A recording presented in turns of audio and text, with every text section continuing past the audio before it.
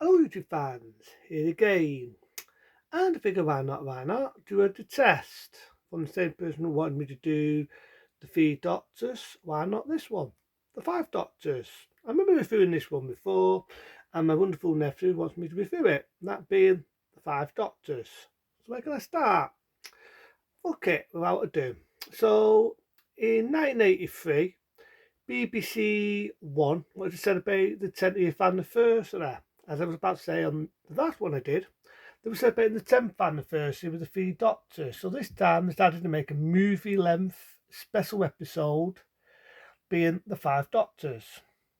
This Saturday to say was be Peter Davison's last outing. Not his last outing, but he was been out in the same year that the next year, being 84, would have been his last role as Doctor Who. But what way to go in this one? He decided to do the 5 Doctors in 83, said by an anniversary. And it was when you think about it. You know what I mean? You had Patsy Tout, you had John Pertwee, you had them all, except for 2. This is a bit now where I'm going to go a bit bar. I mean by bar.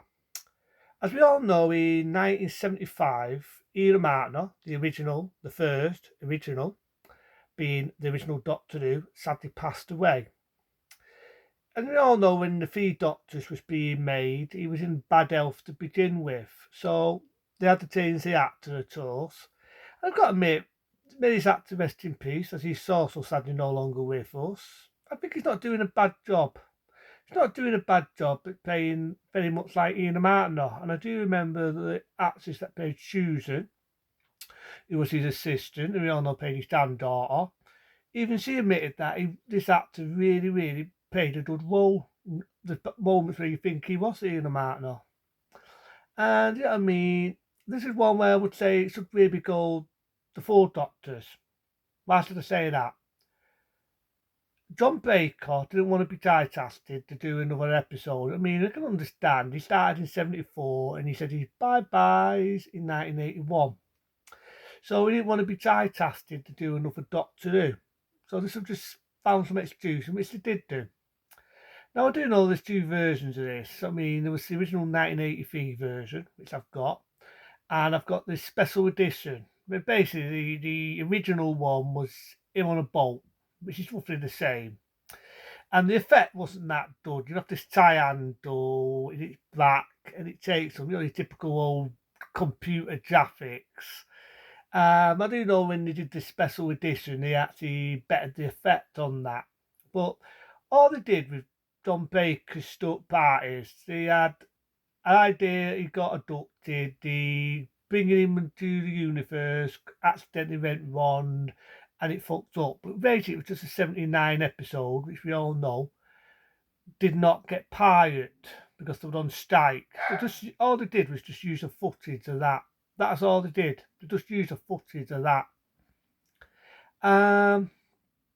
So basically, I'll just get on with the story. So basically, it's Peter Davison as Doctor Who, and the Time Lords want to bring him to save the universe, and all the Time Lords want him to come basically to save the universe.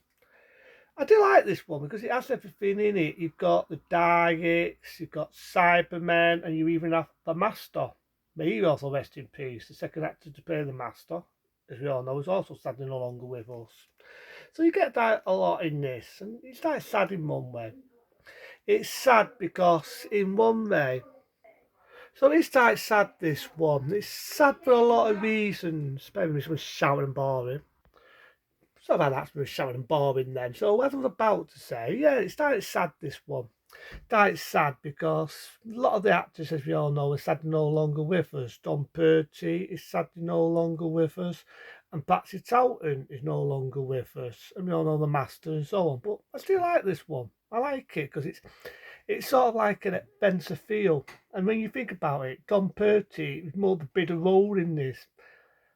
I would say Don Pertwee and I would say Patsy Troughton is the biggest role in this, in the 5 Doctors. I've got the DVD somewhere, I just can't be bothered looking, but the poster is iconic.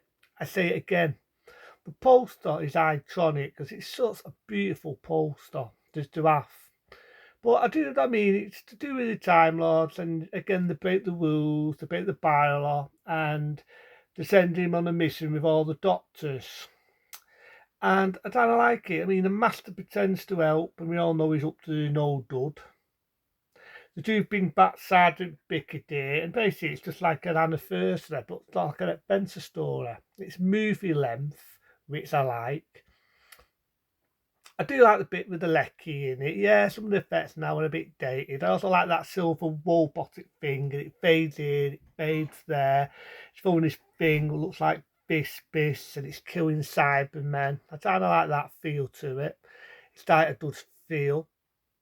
I like the bit where the Master's outsmarts the Cybermen and he's going through this arm test piece, and the Cybermen get elected to it, but then they get the King.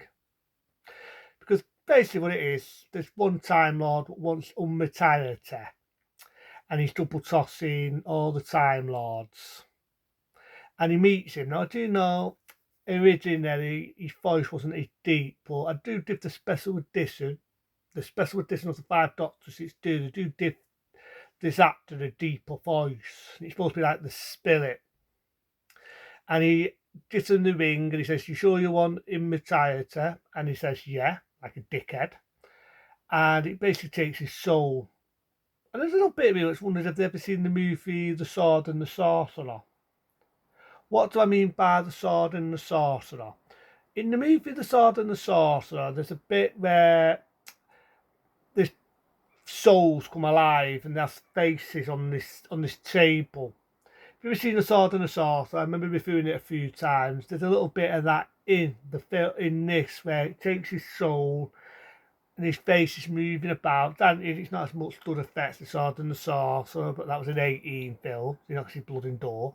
But you got the idea, he's took his soul, and that's what he does. And he says to another Time Lords, "Do you want immortality?" And that's who they say no. So all the Time Lords say bye bye.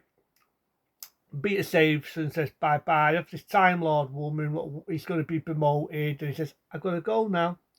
And he's in the TARDIS, and he says to his assistants, "This is how it all happened, by a TARDIS." And it ends there. And I just love the ending. I mean, it's an adventure feel, like I just said. The Five Doctors, in my eyes, it's an adventure story. And it's done, it's state. You've got two actors who are sadly no longer with us. You've got Patsy Talton, you've got Tom Purty. I do know that Tom Purty wanted to do a date scene when he's anxiety, he's doing skiing and all this, because of the budget, they couldn't allow that. So there's a date fancy scene where he's on a rope.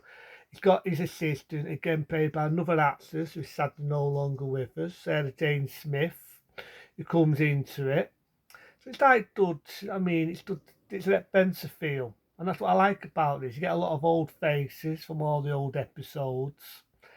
The only issue is if everyone's never seen Doctor Who from that golden era of the 60s and 70s, people ain't gonna know who the hell half these people are. But if you was around in that era, it definitely brings a lot of memories to you. And even if you're not, it's a great adventure story. It has an adventure story to it, which I love. So that's from my nephew. That's the Five Doctors. I do apologise for the noise before. Someone's making a racket downstairs. It's nothing new in my house. But into them people, be smart, be safe, and I'll see you later.